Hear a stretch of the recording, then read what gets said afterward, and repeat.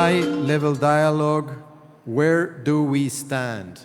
Global and regional perspectives on implementing the Sendai Framework kicks off the official segment of the Global Platform for Disaster Risk Reduction.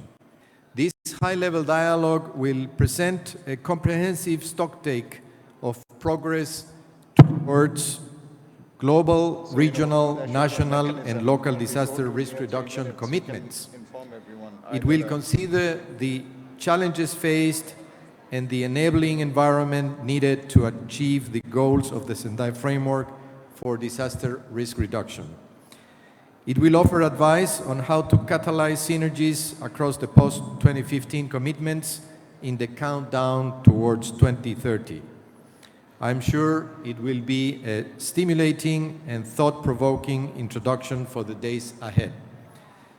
Before the high-level dialogue begins, we will view a short safety video. After this, I invite the moderator of the HLD1, Malini Mehra, to commence the discussion. So let's see the short video. Thank you very much.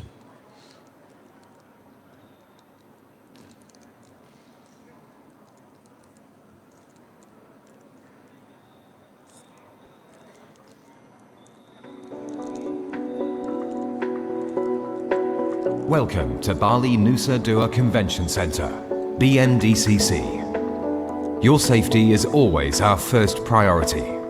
It is essential that you are familiar with our emergency procedures in order to respond appropriately during an emergency.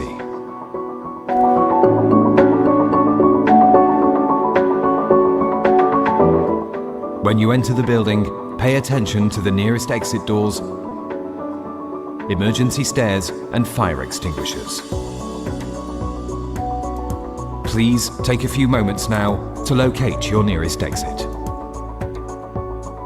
In the event of an emergency such as fire, earthquake, bomb explosion, or tsunami as announced over the public address system, or an emergency alarm is sounded, please remain calm and listen to the announcement.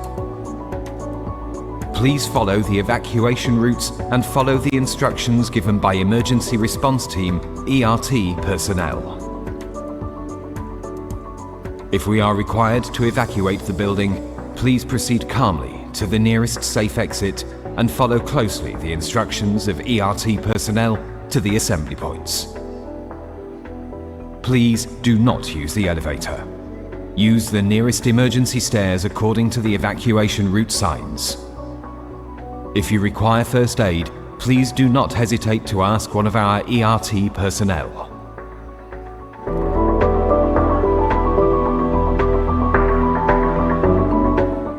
Now you are here at Nusa Dua Hall. Pay attention to the exit doors and evacuation routes.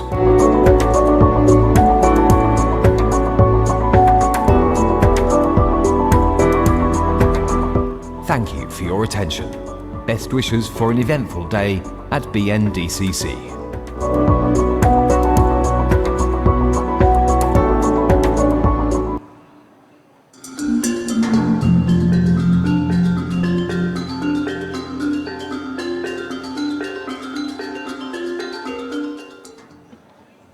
And good morning, everyone. With thanks to Mr. Ricardo Menio, Director from UNDRR, for the welcome remarks. I hope everybody has had an opportunity to see that important health and safety video. Excellencies, distinguished delegates, ladies and gentlemen, friends and colleagues, good morning and welcome. It is my pleasure to welcome you to this opening high-level dialogue. My name is Malini Mehra, Chief Executive of Globe International, the Global Legislators Organization. The theme of this high-level opening dialogue, the first of a number throughout the global platform, is on where do we stand? Global and regional perspectives on implementation of the Sendai Framework. This high-level dialogue is the first and kick-starts the Global Platform on Disaster Risk Reduction 2022. It represents a comprehensive stocktake of progress towards global, regional, national, and local disaster risk reduction commitments. This session provides an opportunity to take stock of progress to date, identifying good practices to be replicated, but also addressing ongoing challenges through collective actions to meet the ambitious goals of the Sendai Framework in the coming years and towards 2030. In this high-level dialogue session, we will consider the challenges faced and the enabling environment needed to achieve the goals of the Sendai Framework and catalyze synergies across the post-2015 commitments in the coming years and in the countdown towards 2030 as we hit the midterm review point. To set the scene for today's dialogue session, UNDRR has produced a special video on the Sendai Framework implementation at the midpoint. Where do we stand? That video will be shown now and our dialogue will commence directly after it. Your kind attention, please.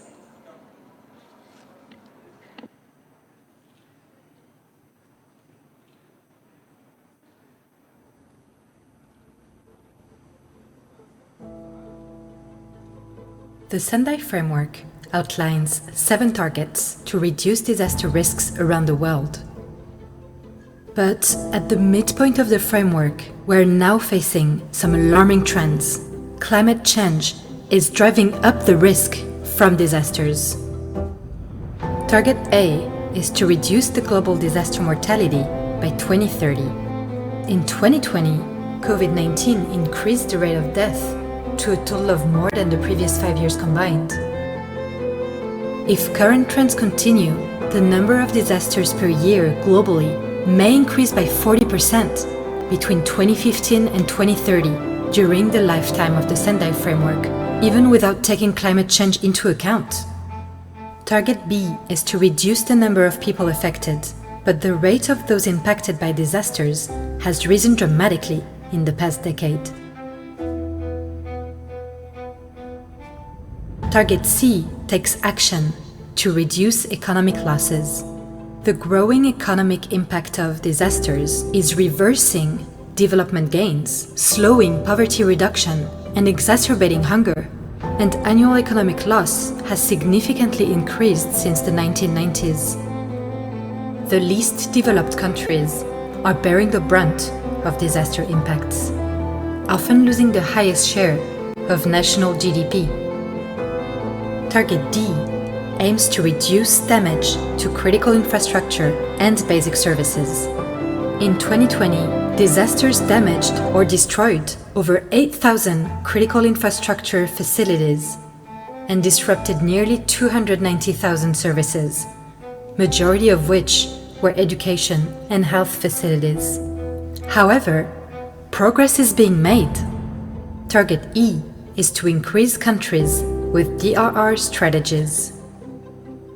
123 countries now have national DRR strategies in place that incorporate the multi-sector and multi-hazard nature of disaster risk. However, implementation challenges remain. Target F is to enhance use of the Sendai Framework to developing countries. While disaster-related financing has increased, most is dedicated to emergency response after a disaster has occurred. Just 4% of all disaster-related financing goes to prevention and preparedness. So far, funding often fails to reach those who need it most. Nonetheless, innovative tools have been developed to trigger finances when most needed, to build resilience of communities, and to make development budgets better account for disaster risk management.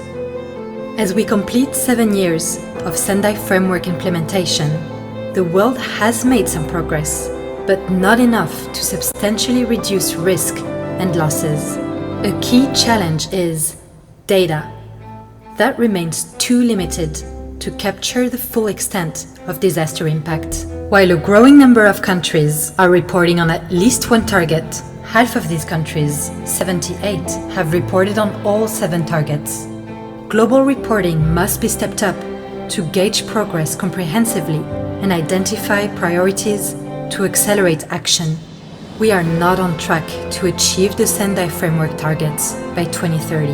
If we want to reduce disaster risk, especially for those at the front line of disaster risk and the climate crisis, now is the time to act.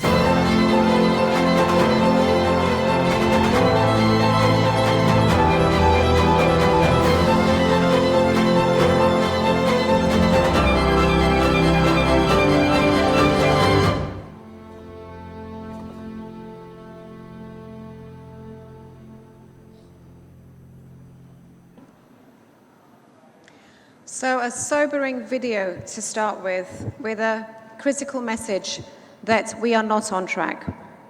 The video substantiates this through the data it provides, through the graphs and the statistics related to the individual Sendai global targets. We are not currently on track to achieve the Sendai Framework goals and targets, and urgent action is needed to scale up our understanding of risk, strengthen the evidence base, and provide an enabling environment for disaster risk reduction, boost international cooperation for DRR, and empower the most vulnerable who are at the front line of disaster risk and the climate crisis. This challenge is also a key opportunity to transform the way we manage, prepare for, reduce, and prevent risk by placing disaster and climate risk reduction at the heart of sustainable development. I would now like to introduce our distinguished panel, 5 speakers who will speak from their experience on how we can address the urgency of the very fact that we are currently at this midterm point off track, off target. And they will help to set the tone for the coming 2 days of the global platform. So we rely on them to emphasize the urgency and the need for transformative actions. We have 5 distinguished speakers. Our first speaker is Ms. Elizabeth Riley, Executive Director of the Caribbean Disaster Emergency Management Agency, SEDEMA. Our second speaker is His Excellency, Mr. Keitaro Ono, State Minister for Cabinet Affairs in charge of Economic Security and Disaster Management for the Government of Japan. Our third speaker is His Excellency, Mr. Mituku Kasa Gotile, Commissioner of the Ethiopia Disaster Risk Management Commission with the Federal Democratic Republic of Ethiopia. Our fourth speaker is Ms. Katrina Sarah Milne, Board Member of the Oceanic Constituency of the World Farmers Organization. And our final speaker, our fifth speaker, is Mr. Saber Hussein Chaudhary, Chair of the Parliamentary Standing Committee of the Ministry of the Environment, Forest and Climate Change with the Government of Bangladesh. We will be hearing from our 5 distinguished speakers shortly. However, I would like to introduce an innovation, and that is that our Q&A is open in the virtual event platform, of course, and this session, there will be a virtual focal point who will be monitoring the Q&A. The chat will be open only for general feedback from the audience, but the technical issues shared in the chat will be monitored by the technical team, and the chat will not be monitored by a session virtual focal point as such. Therefore, if you choose to put any comments in the chat, please do not put any questions to speakers in the chat. Please put your questions to speakers only in the Q&A. The innovation for this morning's session is that we are going to be launching a word cloud poll to get a sense of what the views and the consensus is from the audience on what you think the key issues are, the key challenges, and what the transformative actions could be.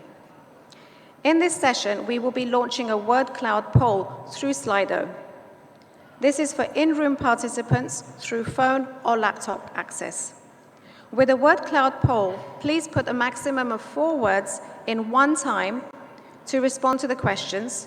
And the question is, what are the key actions that must now take place at scale to accelerate implementation of the Sendai Framework? To respond to this question, please put a maximum of 2 keywords in one time, such as resilient investment, public awareness, community DRR, etc. Please join the word cloud poll anytime during the session. And at around 10:40, I believe earlier than that, we will be closing the poll and we will share the results of the World Cloud Poll at the end of the session.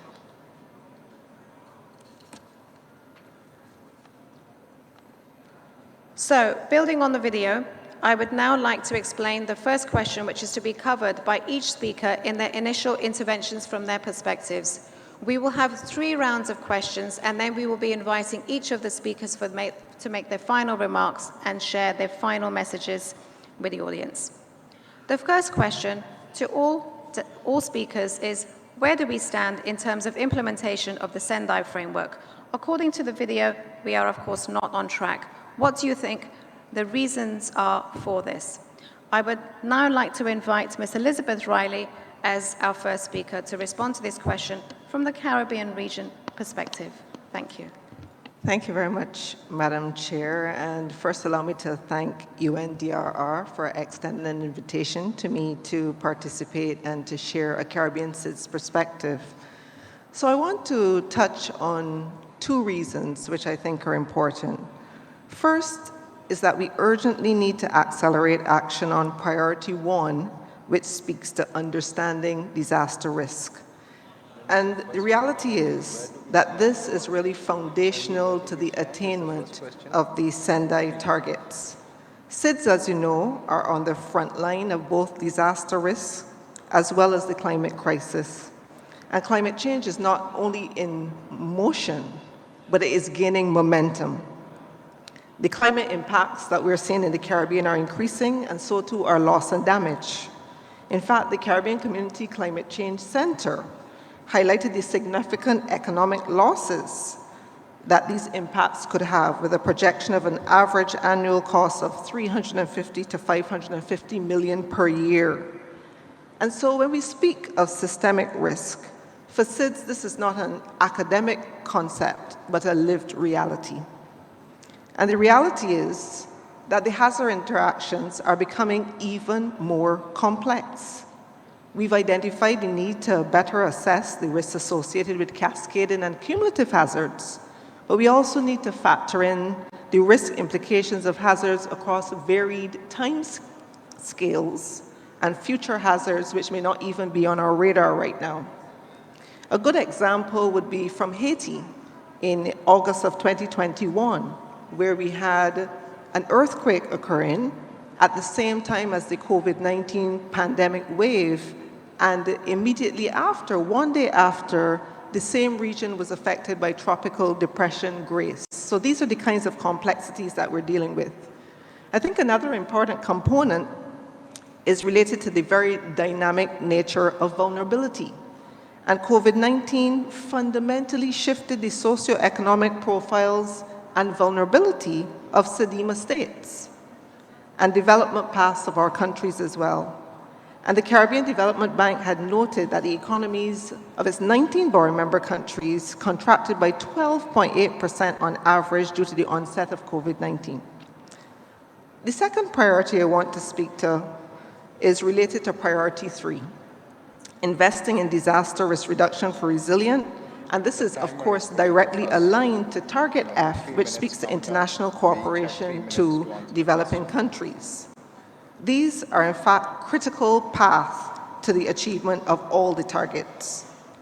So 2018 OECD figures had indicated that least developed countries and small island developing states received only 14% and 2% respectively of total public climate finance. And that the proportion of this total made up grants had dropped since 2013.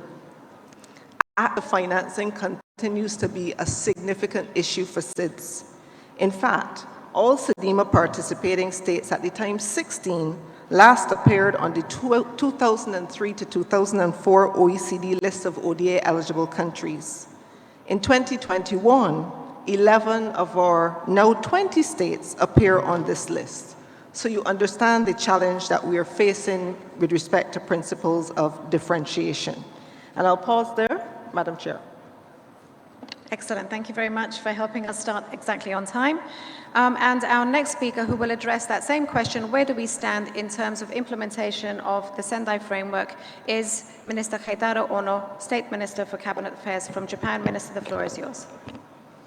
Thank you, Malini, for having me such a wonderful event and to discuss the implementation of the Sendai Framework. And I really appreciate that. And I'd like to touch upon the two things. First, the first one is that progress of some of the Sendai Framework's 7 targets are not well monitored. For instance, the progress against Target D on critical infrastructure damages and the service interruption has been reported in year of 2020 by only 22 countries. And the second point is that the reported progress on targets is not necessarily enough to assess the overall progress of DLR policies. And I welcome the progress against the Target E and appreciate that as many as 123 countries have adopted national or local DLR strategy by the 2020 deadline.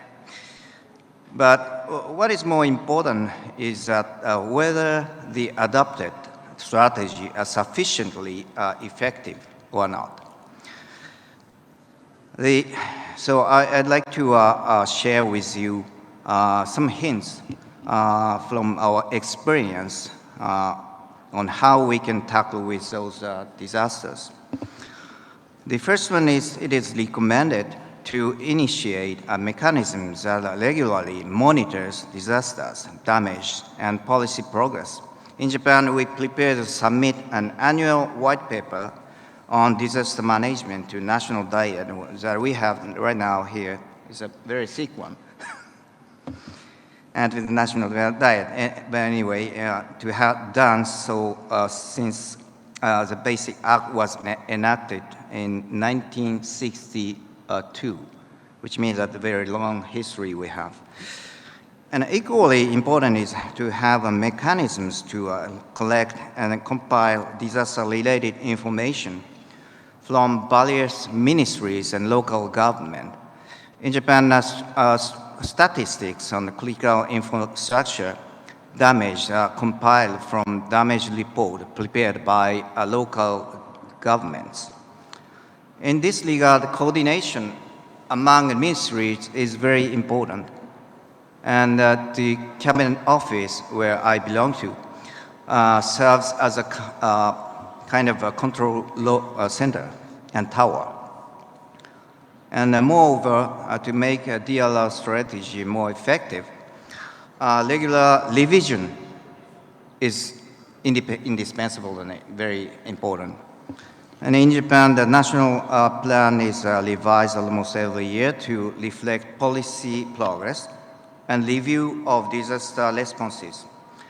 Accordingly, local government review their plan every year. By going through such process, policy will be updated at every level, and including national and local. I'll stop here, and we'll leave the necessity for effective DLR strategy and plan DLR investment to a next round. Thank you. Excellent. Thank you for sharing that valuable information. And our next speaker addressing the same question with their analysis of why we are not on track is Commissioner Mituku. Commissioner, the floor is yours. Thank you very much. I would like to focus on Ethiopian perspective. From the Ethiopian perspective, it may hold true for Horn of Africa as well. So I fully agree with the videos that have been depicted before the kick-off this program. So I would like to confine myself on the reasons why we are off track. I do have around 7 points that reflect why we are off track. The first one is frequent and severe drought since 2015 due to El Nino, La Nina, and Indian Ocean dipole. It is resulted from adverse effect of climate change. As you may know, Ethiopia is located as the Horn of Africa, which is vulnerable to climate-induced disasters, mainly drought and flood. So that the frequent and severe drought is one of the reasons why we are off track. The second point is climate and conflict-induced internal displacement. Internal displacement is one of the challenges currently in Ethiopia. There are around 3 million which are displaced due to climate and conflict-induced disasters. The third point is low or inadequate investment in pre- and post-disaster phase. There is low investment in pre-disaster for prevention and mitigation, as well as for build back better for recovery and rehabilitation. This has its own reason because, as I mentioned earlier as a first point, Ethiopia has been affected by recurrent drought, so that most of the resources from partners and the government go to emergency response. That is why we are not able to allocate or disperse reasonable amount of money for disaster risk reduction activities. The government and its partners have invested millions of dollars to save lives that could have been allocated to disaster risk reduction and climate change adaptation interventions. This is the third reason. The fourth one, high agricultural and livestock loss due to recurrent drought and desert locust infestation and flood damage. It might be unique for Ethiopia and neighboring countries. Desert locust infestation, one of the factors for not being at track, because in this cooperation among neighboring countries, we need to attack it or we need to control at the breeding ground. But due to several reasons, we are not able to control the infestation at breeding ground so that it damages crops, especially in many rainy seasons. That is the fourth reason why we are off track. The fifth one is effect of COVID-19 pandemic. Since 2020, as you all know, it is worldwide disaster which affects all developed and developing nations. That is the reason why we are off track, because most of the people lost their job because of shutdown of basic economic and social services. And also the poor and unemployed people were forced to be supported by humanitarian assistance. This is the fifth reason why we are off track. The sixth one is lack of implementation capacity at a national and local level, implementation capacity at individual, implementation capacity at institutional, implementation capacity at a system level.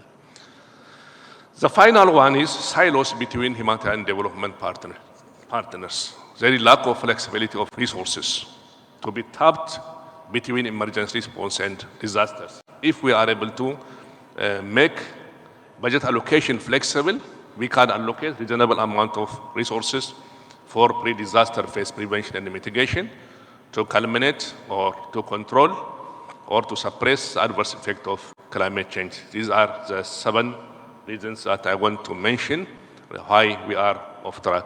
Thank you. Thank you very much, Commissioner. And I would encourage all of our speakers to help us in keeping to time, and we have the helpful screen in front of you. I would now like to invite Katie Milne from the World Farmers Organization to offer her perspective from this key constituency. Katie, the floor is yours. Thank you. The implementation of the Sendai network in my region, Asia Pacific, has an overarching message: preventing disasters risk to protect sustainable development, and the plan has been updated from 21 to 24.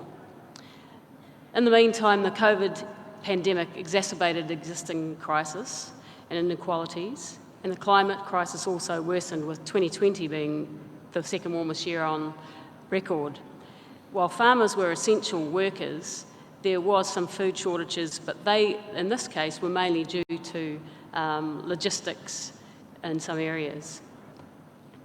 In the 8 years from 2030 to 2030, the Asia-Pacific region has achieved some positive results across a number of areas of the Sendai implementation.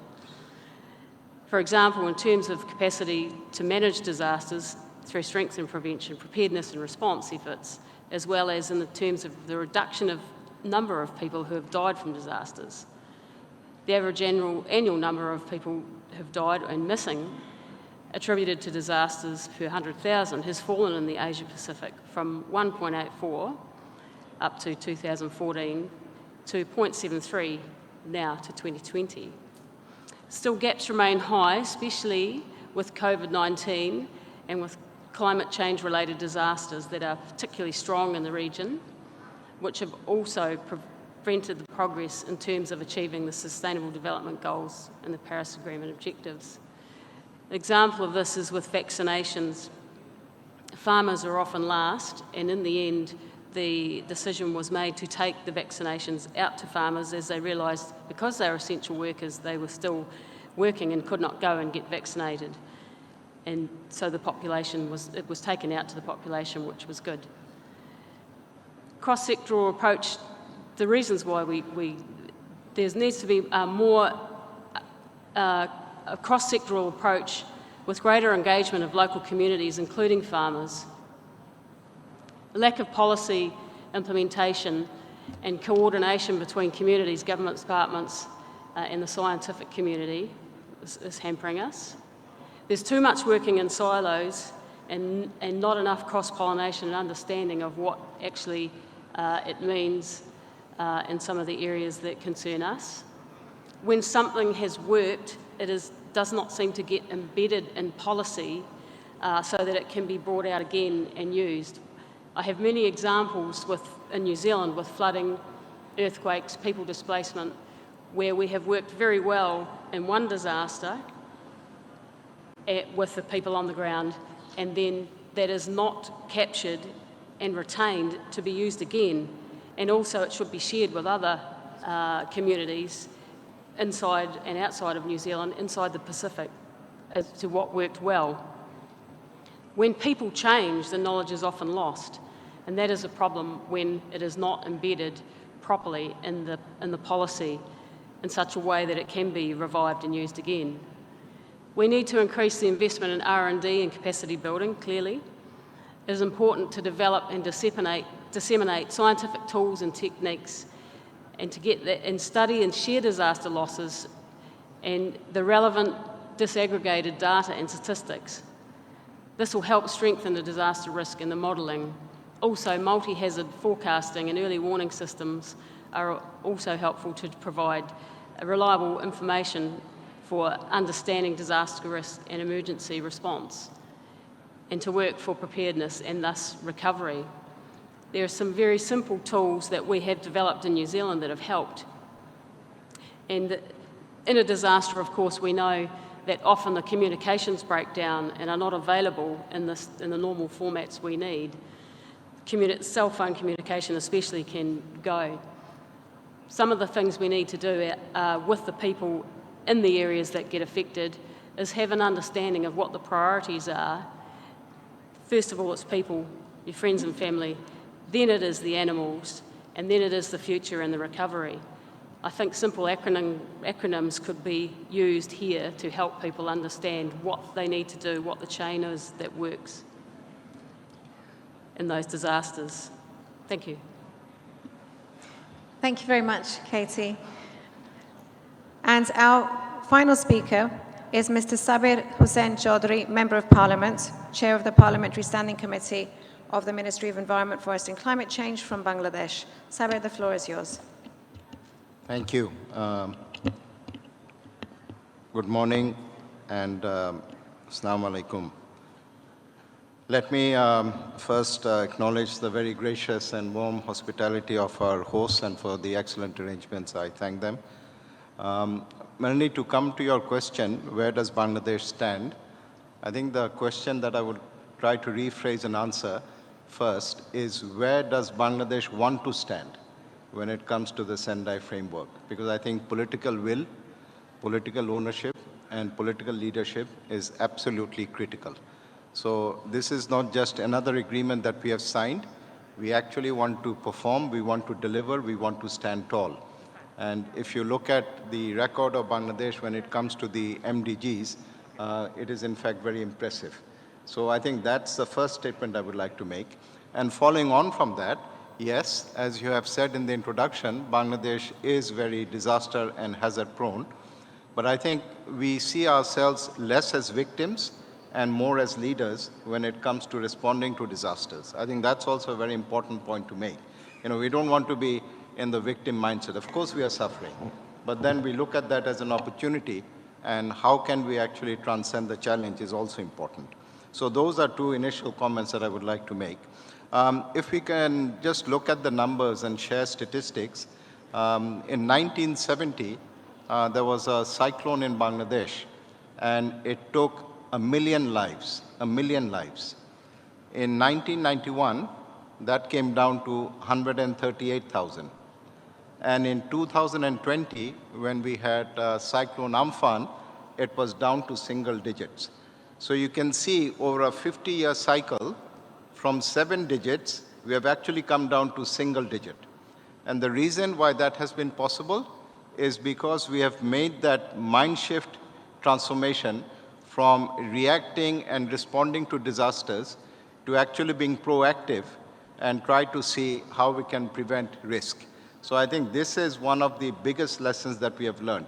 Yes, I can give you statistics and talk about target E, I can talk about all the targets, but what is actually resilience? We must all understand that also. The way we look at resilience is not merely a means of absorbing shocks, but also the ability to bounce back, and that too at a higher level, so that we are ready for the next shock. So if you look at Bangladesh during the COVID period, we were negotiating or responding to COVID, and at the same time, there was a cyclone, and we had flooding.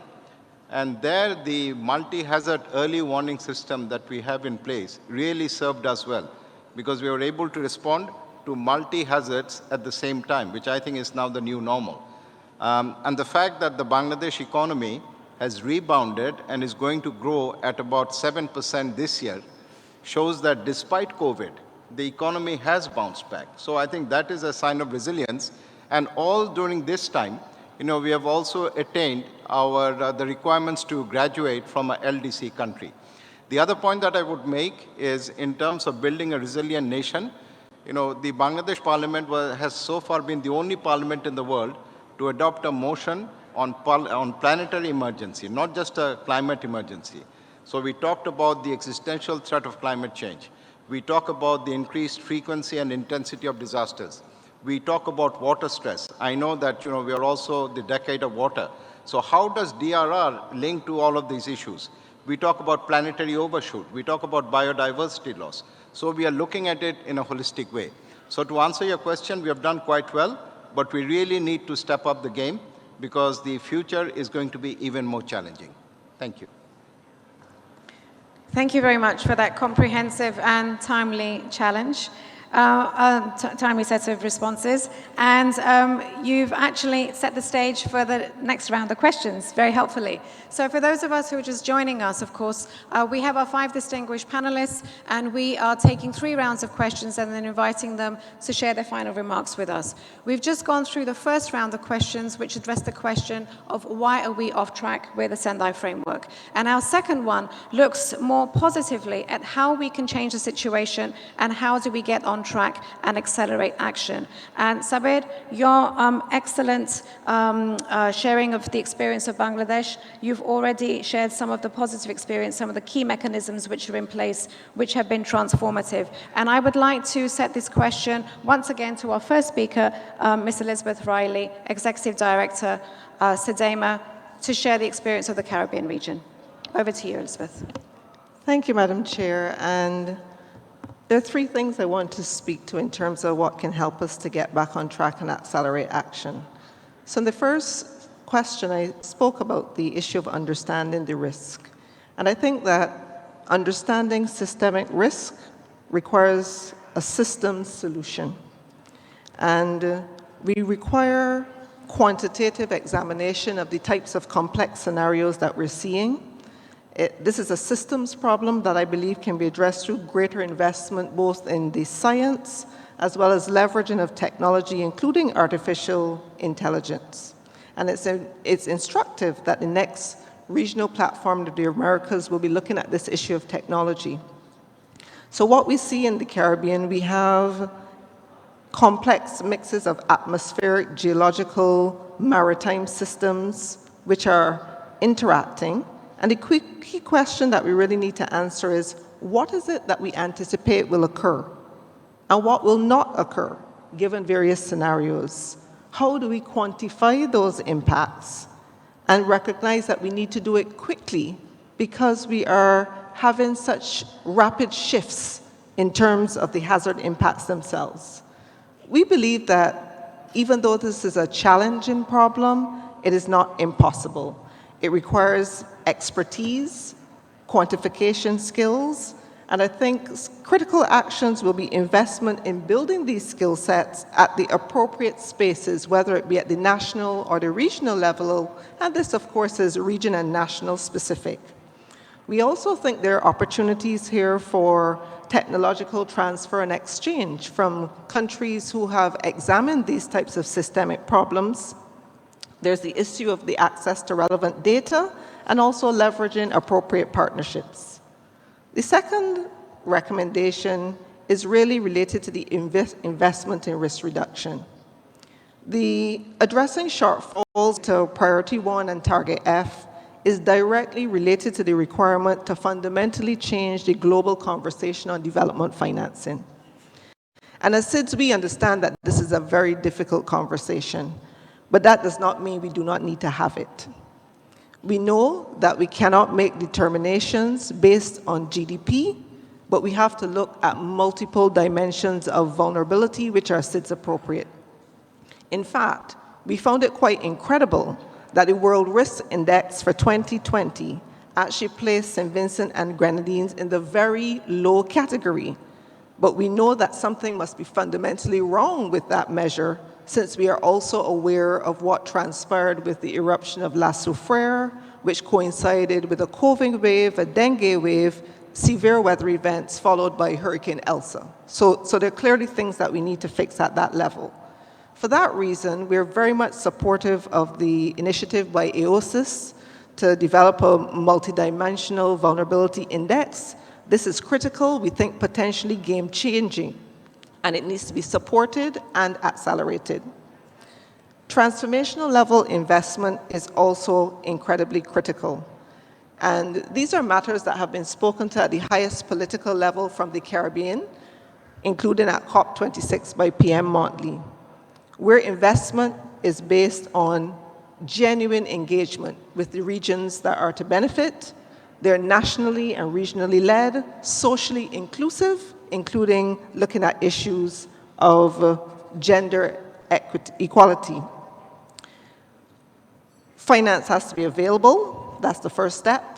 The poorest and most vulnerable have to have access to that finance, including grant financing, particularly in the context of the highly indebted situation of our states. And finally, the third point, I think, is about leadership. It is important that we have demonstrated that political will makes the impossible possible, so let's apply it here. Thank you. Thank you very much, Elizabeth. And the same question on how we can change the situation and accelerate action goes to Minister Keitaro Ono, State Minister of Cabinet Affairs from the Government of Japan. Over to you, please. Thank you. I'd like to touch and highlight that the effectiveness of the DLR policy and strategic DLR investment is a very important aspect, and especially in the second half of the Sendai Framework. And as we see the video, we have 123 countries adopted, but I believe the successful of implementation of the Sendai Framework by 2030 fully depends on whether this strategy will lead to actual promotion of the actual DLR investment in these countries.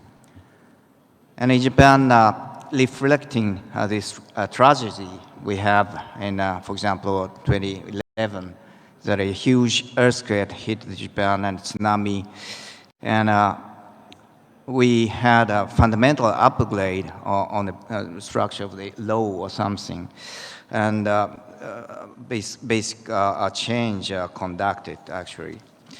And as a part of our effort,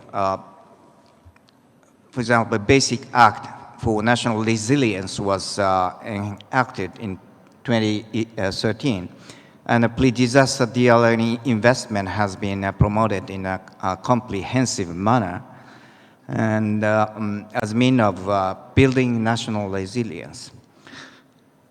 And based on the five-year acceleration plan adopted in 2020, the government is currently providing additional investment of roughly 120 billion US dollar in 5 years in the area with 3 pillars and 123 countermeasures.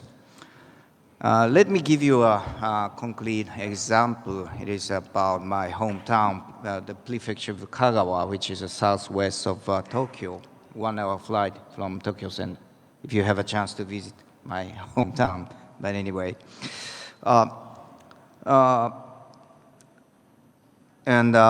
we got western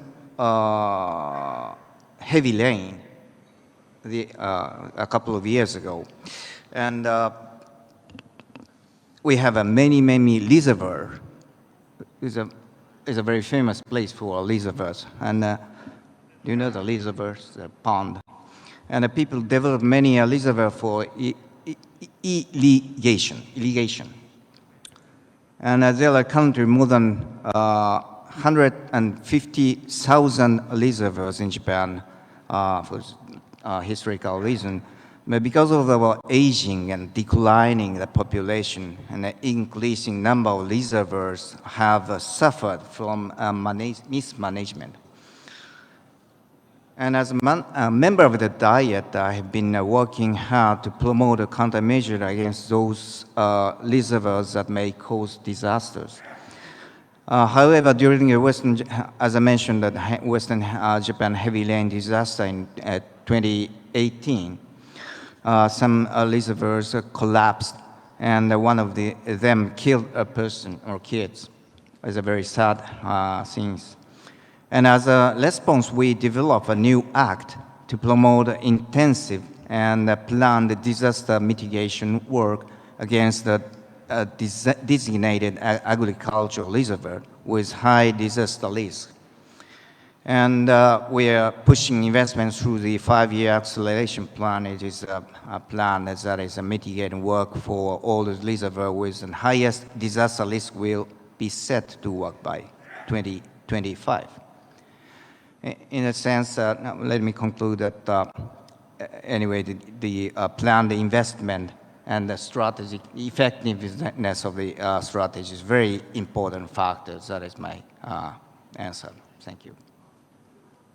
Thank you very much for those very thoughtful and practical examples. And if I could just kindly remind all of our speakers, we're going too often into the red zone here, so please keep to your time limits. And before we come to our next speaker, Commissioner Mituku, I would like to invite the delegates here to please, if you haven't already, contribute your thoughts to the Slido poll. The question once again is, what are the key actions that must now take place at scale to accelerate the implementation of the Sendai Framework? And the word cloud is forming as we speak. Please contribute to it.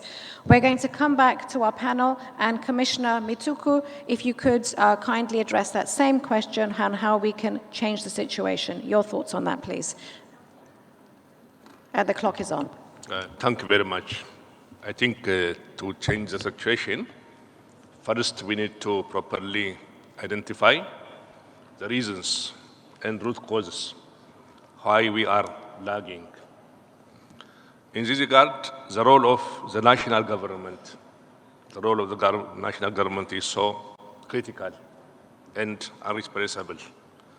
Therefore, there has to be a strong political will and commitment. First, to create conducive environment for the implementation of the framework for donors, for operators, and stakeholders. Second, there has to be reasonable and adequate budget allocation. beta allocation for disaster risk reduction and climate change adaptation interventions as they correlated to sustainable development and ensuring resilience. I do have one reason why investment on disaster risk reduction and climate change adaptation. It has been said time and again that $1 investment in prevention can save $7 damage from disasters. So that it is very cost effective and efficient investing in disaster risk reduction. Ensuring, the third point is ensuring whole of government and whole of society approach. It is very important, as disaster risk reduction is multi-sectoral and multi-sectoral and stakeholder issue. No single institution or stakeholder is responsible for its implementation. It needs the overall effort of all partners which are working in the areas of disaster risk reduction. The other point is understanding the risks properly with its dimension is very important. One of the challenge for not being at the track is understand the risk. Every risk has its own dimension in terms of exposure, in terms of vulnerability, in terms of hazard, and in terms of capacity. So that understand the risk is very important in this regard. The other point, in order to change the current situation, synergy among the three global agenda, Sustainable Development Goal, Paris Agreement, and the Sendai Framework is very important, as they fall in the same time frame between 2015 and 2013. Because as I have cause and effect correlation, that is why we need to focus on this global agenda. Furthermore, it avoids duplication of effort, and we can maximize financial windows. We can tap resources from the three global agenda. The other point, capacity building at a national and local level is very important. Capacity in terms of implementation at various administrative levels across the nation is very important. The other point is avoid silo between humanitarian development partners that I mentioned earlier on the first point. And the other one, which is overlooked, is data. Data is very important. Whenever we evaluate or follow up the achievement and the gap, we have to need concrete and timely data, so that to identify the achievement, the gap, we have to have proper data collection, analysis, dissemination, and sharing among partners are very important. These are the 3 points that I want to mention, how to accelerate or change the current situation and come back on track. Thank you. Excellent. Thank you so much, and in particular for helping us keep to time. And I'm going to turn now to our next contributor, Katie Milne from the World Farmers Organization. Thank you. Thank you. How do we change the situation? How do we get back on track and accelerate action? I think preventative thinking and preparation. I want to raise the question of food scarcity that we're facing. We need to learn more from each other. We need to build infrastructure. We need water storage and enabling policy to do so. Where we can learn from each other is around understanding the implications of carbon policy. We have some instances in New Zealand, for example, where trees are now being planted on good, productive farmland because of carbon policy to be offsets for the NDCs. Before that, we should learn, before we go down that track, we should learn from other places where we have fires, for example, which is one of the huge disasters that often faces Australia and other parts of the world. We need to understand that carbon policy has also already impacted the food availability in the world through fertiliser costs. We have positives and negatives with our carbon policy, and sadly, fossil fuels are essential for us to produce fertiliser that we all need to go on to grow our crops, whether it's for growing grass for livestock or for crops for growing grains that we all need to survive. So we need governments to align their DRR strategies with nationally determined contributions and voluntary national reviews. Climate change adaptation strategies must take into account these unintended consequences. I believe we should be looking further out in some of the things we are doing in our disaster preparation, because food scarcity could be a big one that comes to us quicker than we want, that we're ready for. We need to mind that gap between governments and local authorities and stakeholders, especially at national and local levels. And regarding farmers, the farming organisations can have a role to play, and so can cooperatives that can gather farmers and liaise with public and private institutions, provide capacity for building on the DRR, as well as services and information with forecasts and early warning systems, etc.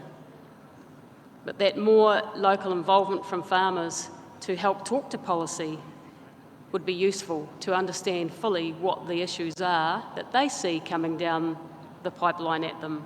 And farmers do look ahead in their planning and do see what the problems are that they will face. There's two disconnected, but the policy that countries have around water storage, there is no link perhaps, or what are the barriers there? Perhaps it is the policy is not enabled enough to allow that water infrastructure to be built to harvest water for the future. And that is one of the key things that is going to be something that can help with the growing problem that comes from climate change of food scarcity and food resilience, food diversity, and good water storage is key to this. And it is one of the things that we could do to change a situation that is further out than what we are necessarily thinking at the moment. Thank you. Thanks very much, Katie. And on that, for the final round, we have Saber Chaudhary, Member of Parliament from Bangladesh. Your thoughts on actions that can be taken now? Thank you. Thank you, Milne. COVID-19, no one saw it coming. It caught us off guard. But then the question I ask is why?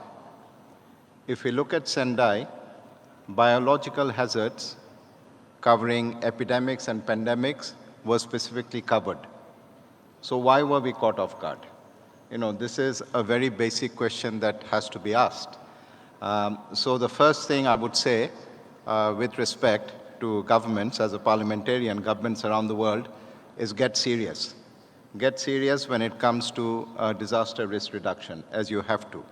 And even if you look at what happened after COVID, I think it was disappointing to see the lack of coordination even amongst the UN agencies. WHO, in all of their guidelines on COVID, not for a single occasion, looked at COVID through the lens of DRR. It was always as a separate issue.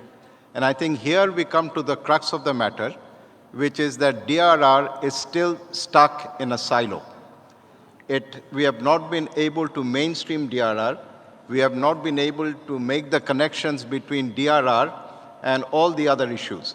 Remember when Agenda 2030 was drawn up in 2015, Sendai was the first agreement in March or April. And then that was followed by the Sustainable Development Goals in September, that was adopted by the UNGA, and then we had the Paris Agreement in December of 2015. These three agreements are supposed to be mutually reinforcing and interlocking. Where is the connection? We don't see the connection when it comes to present-day policies and responses. So I think, how do we get DRR out of the silo? How do we understand risk better? And COVID tells us everything that Sendai has been trying to get across, that risk is systemic, it is interconnected, it's cascading within and beyond borders. So what have we learned? How do we understand this risk? How do we identify what are the drivers of risk? Unless we do what are the drivers of risk, we cannot look at governance, we cannot strengthen governance. Because once we have understood the risk, we have identified the risk, then we can manage it, and then we strengthen our governance. And then through that strengthened governance, we know where we invest, how we invest, when we invest. So I think it's absolutely critical that we get those basics right. If we don't, then I think we will have probably a review at the end of Sendai, and we will ask the same question as to why we have not achieved it. So let us learn from the past 7 years, and then let us see what we can do between the next 7 and 8 years. I think that is absolutely important. Mainstreaming DRR, we have talked about this. DRR shouldn't just be a matter of the Department of Disasters or the Ministry of Disasters. We just talk about whole of government approach, but actually, is it a whole of government approach? It is not. It is still stuck in a silo. And the most important thing is we need to reconfigure governance. Once we have identified the drivers, we reconfigure governance. I think that is absolutely essential. Unless we do that, I think we are going to be stuck in the same old issues. And just think about, even I remember in 2020 or 21, UNDRR issued a guideline saying we should take we should take health from the silo, and we should break down the silos between disaster risk reduction and health. And health is so important. 7 out of the 7 targets we have for Sendai, 4 are related to health, whether it is mortality, whether it is well-being of the population, whether it is resilient health systems or safe hospitals. So health is absolutely fundamental. And unless we get out of the silo approach, I think we are unfortunately going to be stuck there. Thank you. Thank you, Saber. And I think you've raised the level of challenge. And at this stage, we've reached applause in the audience. At this stage, we're going to be inviting questions. These are questions that have been coming in through the Q&A. This is round 3. And I'm going to be selecting those of them which have come through to us for the particular attention of panel members. We have a few. I'm going to take the first 3. And if I can remind all panelists, please, to keep your responses as succinct as possible so that we can also close with your final remarks by 10:30. So the first question is, what can be done to increase political commitment to implementation of the Sendai Framework? Of course, there have already been some responses to this question already in your initial remarks. Let me read through all of the questions, and then I'll come to those of you who may wish to respond to them. The second question is, what actions should be taken now to avert the growing food crisis, which will increase vulnerability? So the elephant in the room, the looking down the barrel of a gun at famine around the world now. The third question is on how national governments can be induced to support more the local governments to accelerate Sendai implementation. So if I could start, let me go to, let's go to you, Minister Ono, with this first question, because you made the link between the annual review of Japan's through the white paper process, national DRR strategies, and the involvement of local governments in that process. So the question to you would be how national governments can induce and support local governments to accelerate Sendai implementation. Thank you. As a friend from Bangladesh mentioned, that it's a very good point, and but I think that of course, the governance is a very important aspect. So, what is the most important thing, I believe, is that we need to review every time in very frequent way, and so that nothing can completely done in a single manner. So every year, every single month, we have to view in a wide variety of perspective. For example, we have many risks, as he mentioned, that we are having a risk on the disaster, but also pandemic things, and also we have, for example, just coming up from mind, but many risks we are facing. So in that way, we have to compile that in a single table, and every time we have to revise the basic plan, and in a very strategic way, and that is one of the key to make the governance, strengthen the governance, and that is. Thank you. Thank you very much. If I can go with the next question to you, Elizabeth, and this is about political commitment. Now, you invoked Prime Minister Motley's speech, her rousing speech at COP26, and she spoke about the need to raise the level of political commitment, in particular around investment in vulnerability.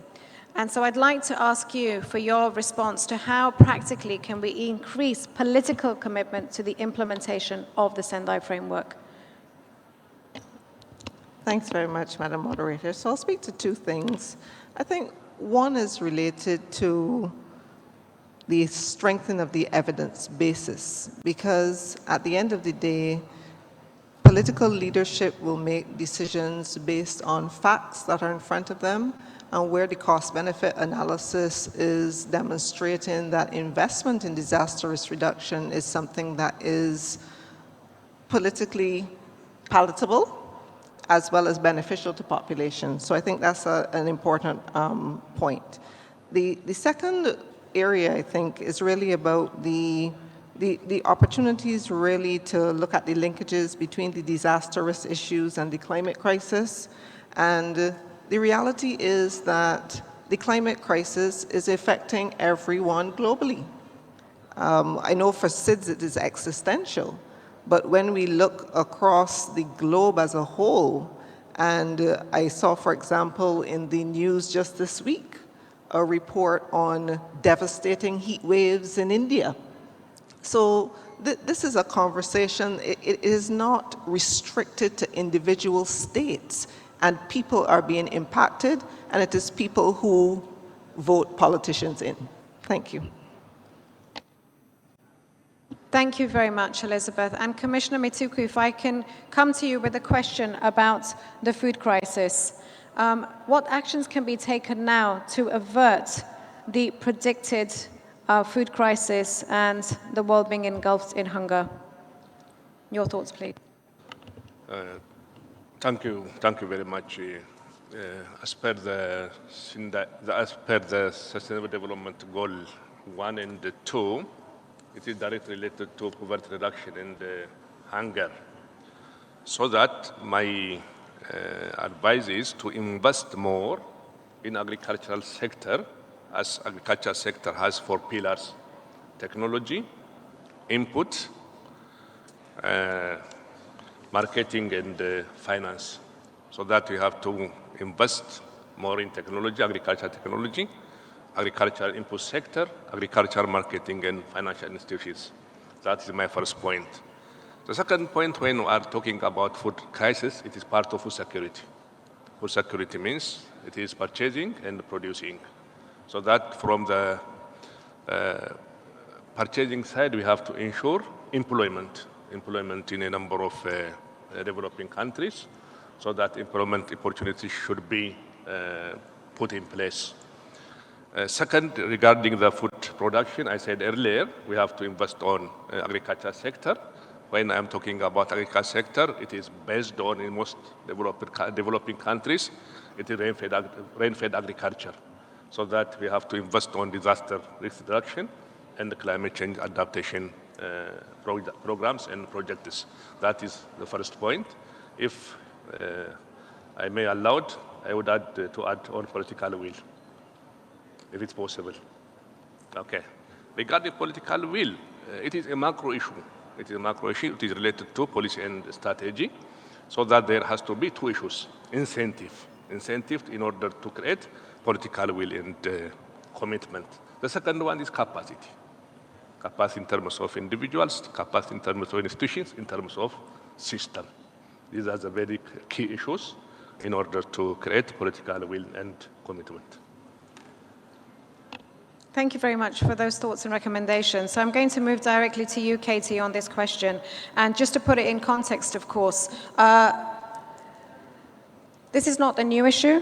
Over the last few years, the number of food insecure people in the world has doubled. We now have the Russian war in Ukraine, which is intensifying the threat of global famine. So your perspectives on that, what must be done now to avert the crisis? well, we do need much more investment in research and development for crops for the future that are resistant to pest, drought, and need less fertiliser, because we have logistical issues right now with being able to get the amount we need to grow the amount of crops we need worldwide in the future. But right now, at this moment, we need the grain that is entrapped in the Ukraine to be able to get out, to feed the people that are going to need it very, very shortly as supplies run out. So we need those ports opened and that grain flow to happen to those that need it. It's critical that that happens immediately. And we need the farmers to be able to get back to their land and plant while they still can, while they still have some time, to get the next crop in the ground and growing. We've already missed some of the window for that. So we need farmers. Farmers for Peace is a slogan that World Farming Organisation came up with, and we really need that now. Thank you very much. And I'm going to come to Saber Chaudhary, Member of Parliament, with that question, which is flooding our word pool right now, I have to say, which is on political commitment. And Saber, you have already spoken about the difference that has been made in Bangladesh. Phenomenal progress due to concerted, political, focused action. So rather than speaking once again from the Bangladeshi perspective, what lessons, what can you offer the rest of the world, politicians around the world, on how they can respond to this public crisis in trust and call for increased political commitment to Sendai? That's a very loaded question, Melanie, and I hope I won't get into trouble in responding to it. I think the first thing is, when you look at politicians generally, and I'm also included, by the way, we look at our term. We look at 4 or 5 year terms. What do we do in the immediate term? It takes a leader who has the vision and that enlightened leadership to look beyond their term and see what is good for their country. Now, a lot of major challenges that we have with the Sustainable Development Goals, the Paris Agreement, climate change, and Sendai, is that these are going to play out over a period of 15 years, 20 years. And so governments don't think in those timelines. There's a disconnect between the term of a government and the challenge of the particular agenda. So I think that's how you have political commitment, because you need visionary leaders. And we are fortunate that in Bangladesh we have Prime Minister Sheikh Hasina, who is very committed to the whole agenda. So I think she looks at it in terms of the longer and the bigger picture. I think that is fundamental. The other thing is, how do we look at DRR? Is DRR just adding a cost, or is DRR absolutely critical when it comes to protecting our gains, our development gains, and also as an accelerator for the Sustainable Development Goals? I think the moment you see that bigger picture, you see what is going to be good for you, because all of the development that we have today, just one single disaster can take it all away. So I think having that long-term view, having that visionary leadership, that is where political commitment comes from. And I think accountability is also important. You must have the accountability mechanisms. So, when I express disappointment about governments not being serious around the world, I think we as parliamentarians also have to take some of the blame, because we have not exercised our oversight in the manner that we should have. Thank you. Thank you very much, Saber. And speaking from a legislative perspective also, I think you've spoken for so many of us who are saying that in order to have this political commitment, it has to be translated into legal commitments, into legislation which requires, regardless which government is in place, to actually deliver on the promises made and sanctions to be held for those who are not held to account, who breach those commitments. So we've gone through, and I don't see any further questions which are coming in now. So let us now move to the final round, and we're coming up in 10 minutes towards the end of our session. So I would invite each of our speakers to reflect in their final remarks on the key messages that they want to leave the global platform. This, of course, is the tone setting, the scene setting, high-level dialogue. So we've already had challenge from the questions, and many of you have brought challenge to the table and said governments must be much more serious now. We have a wide range of stakeholders and constituencies here. So what, in your final remarks, would you suggest actions, commitments be made here for the transformative actions that we need to get the Sendai Framework on track. Let me start. Elizabeth, once again with you in the far corner. Thank you.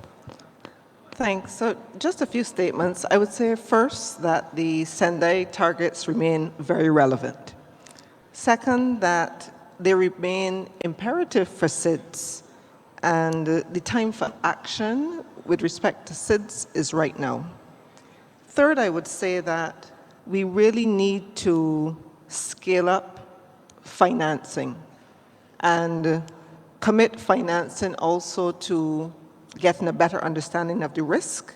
And finally, we really need to look at the opportunity of COP27, which is upcoming. And we should really leverage this to regain the momentum on the attainment of the Sendai targets by reinstituting that link between disaster risk and the climate crisis. Thank you.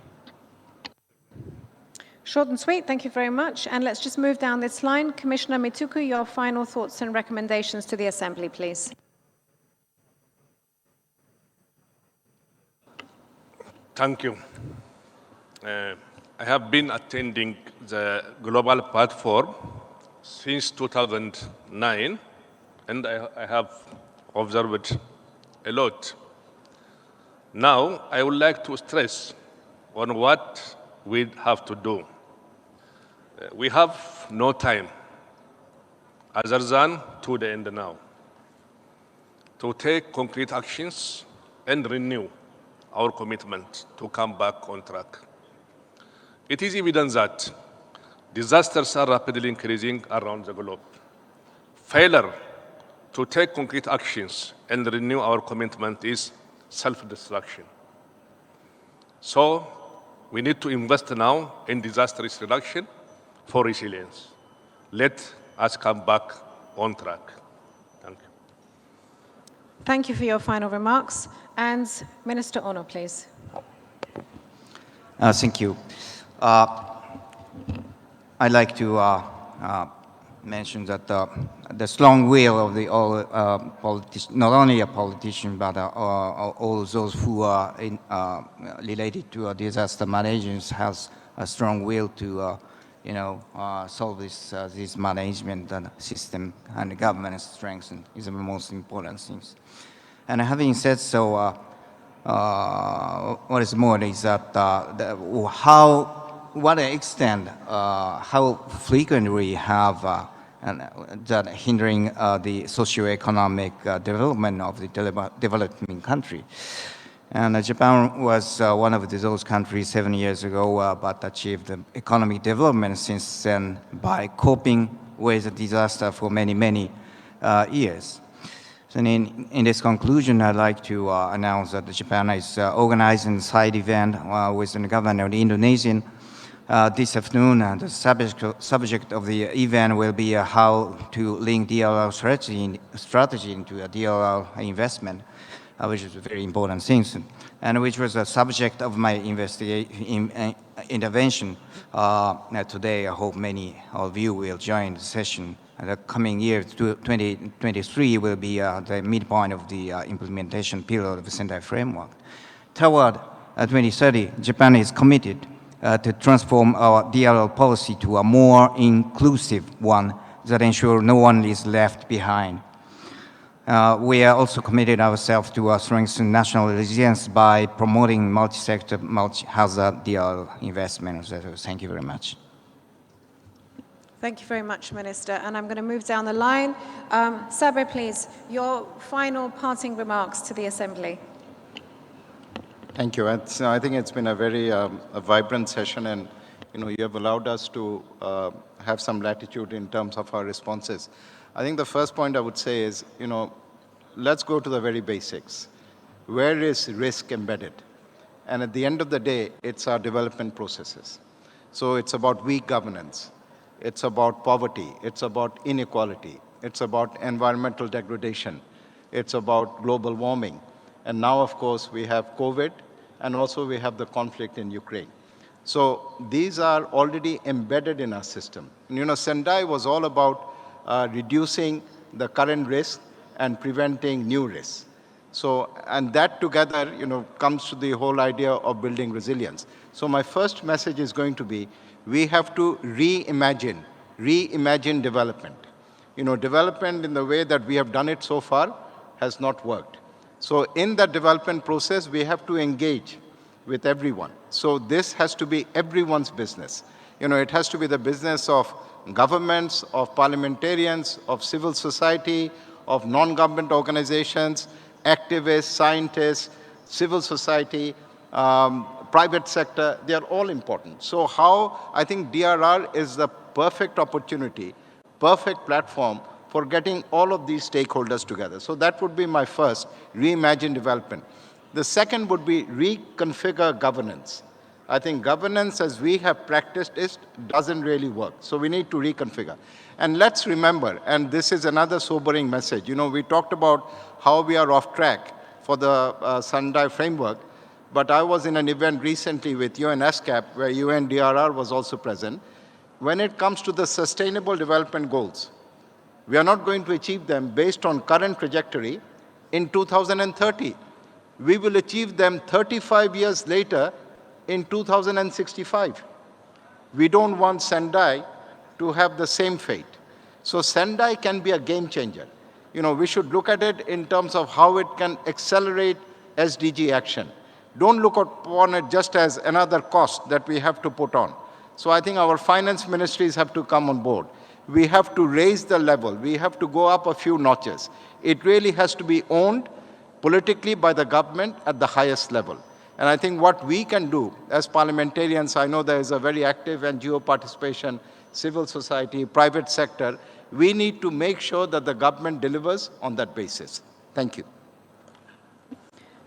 Thank you very much. And our final set of remarks from Katie Milne, please, from the World Farmers Organization. Thank you. Looming food scarcity is a huge issue for all of us. As we've heard, the numbers of those who are going to be hungry is doubling. Has doubled in a very short time and is going to grow even further. We have lots of positives in climate and carbon policy, climate policy, and there are negatives as well. We need to be careful.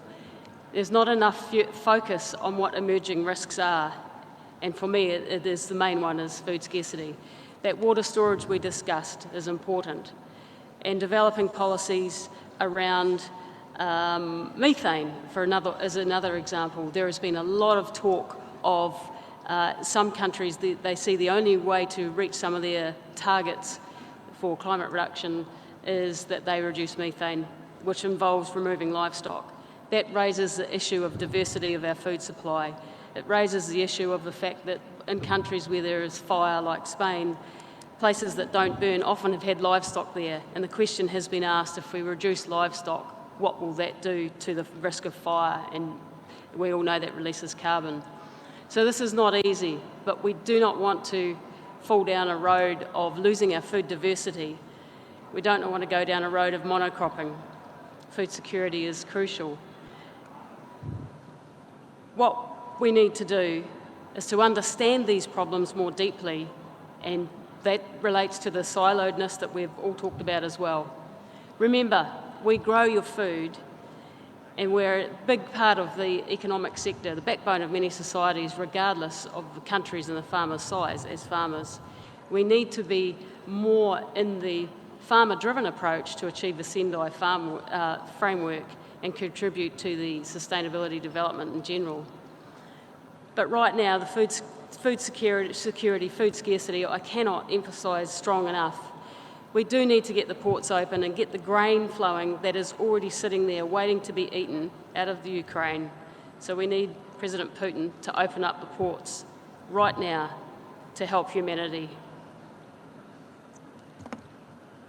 Thank you very much, Katie. And I'm actually going to exercise my discretion as the chair. I understand that we have a little bit more flexibility in the schedule. We were to finish promptly at 10:30, but I understand that the next session is going to begin at 11 o'clock. So there are some questions which are coming through, which I think it would be excellent if we could have literally one-sentence responses to. And these have to do with the The commitment, of course, in the SDGs is that legendary phrase, leave no one behind.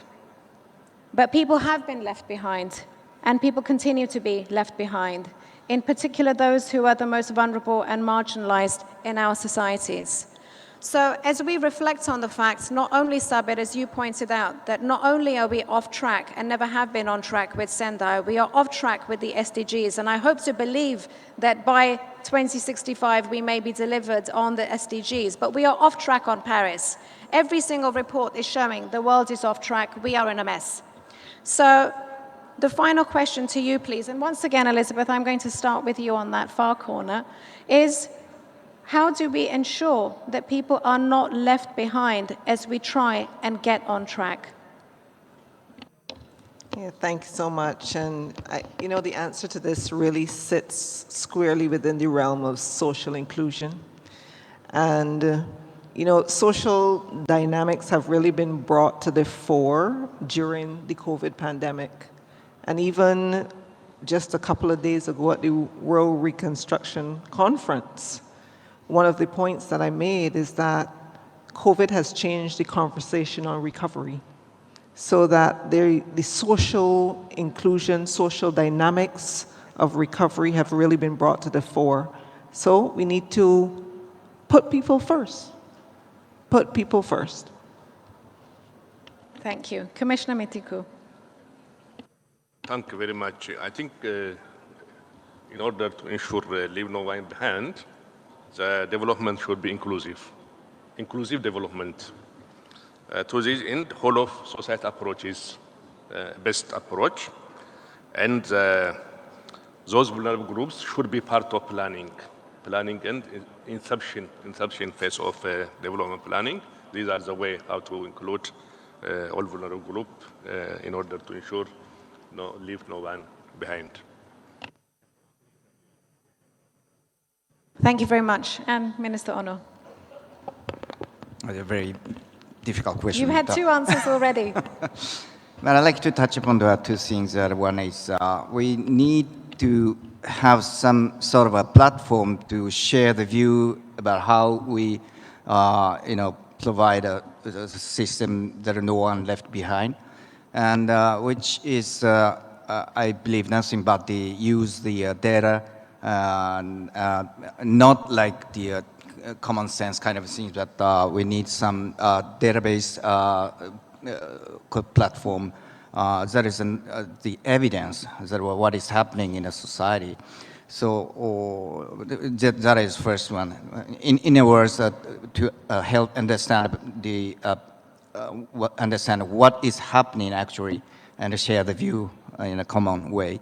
And the second one is that we need to, as a friend from Bangladesh again mentioned, that the reconfigure system, I believe, I mean, in the system of the economy and the capitalism system. And capitalism is a very important aspect to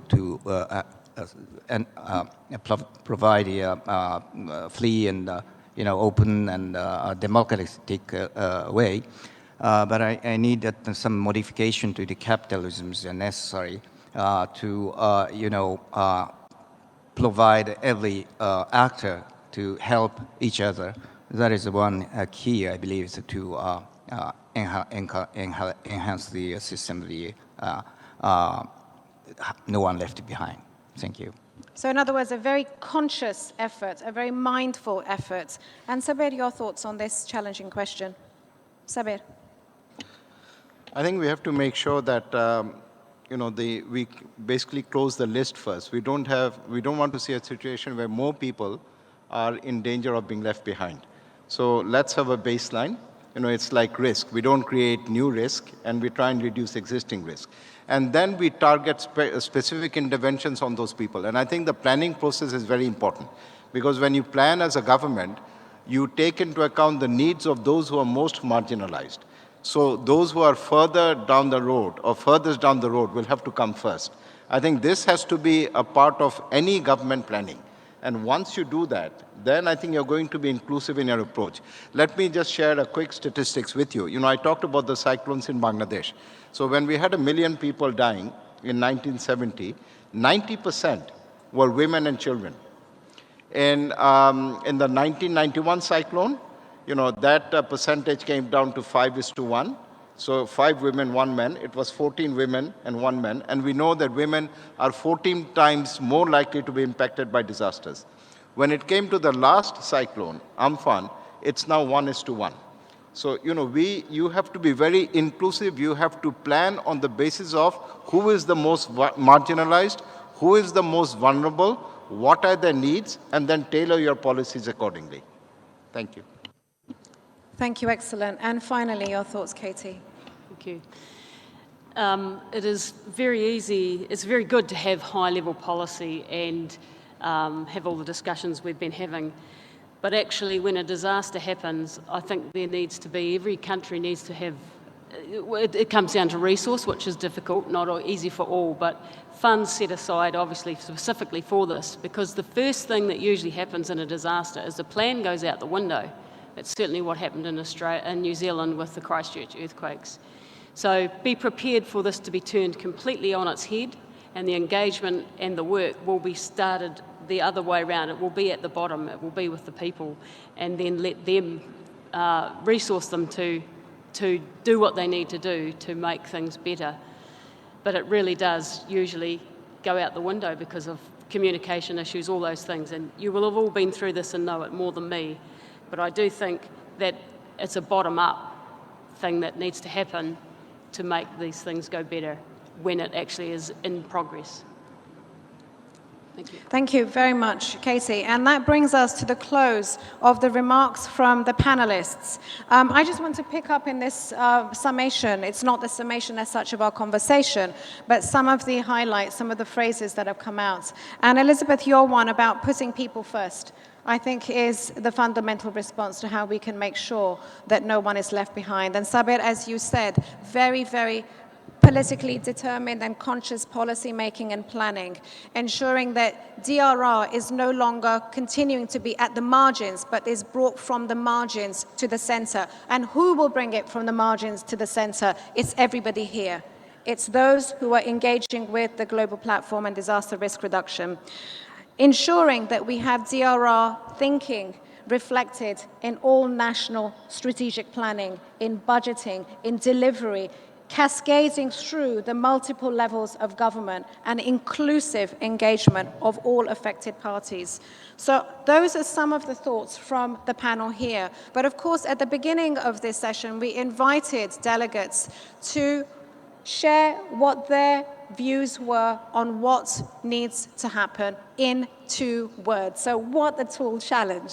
And the question that we asked you all to answer in 2 words or less was, what are the key actions that must now take place at scale to accelerate the implementation of the Sendai Framework? And I'm told that we can now share the results. So the results will be shared in a word bubble, which should appear on our screens now.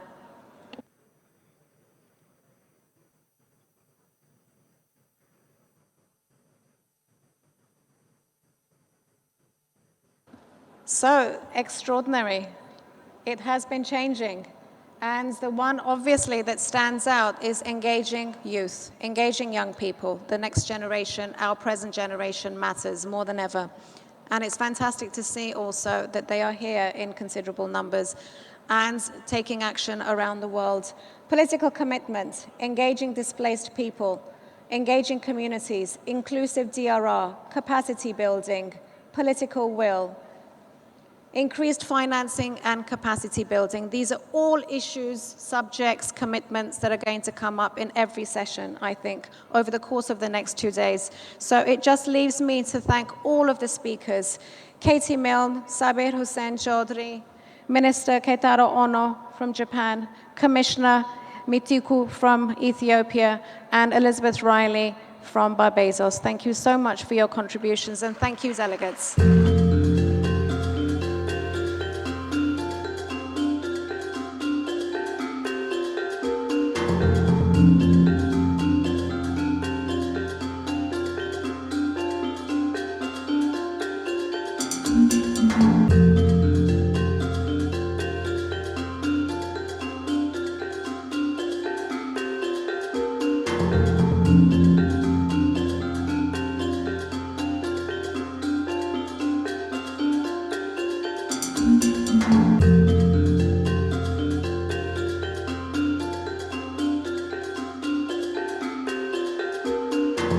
you.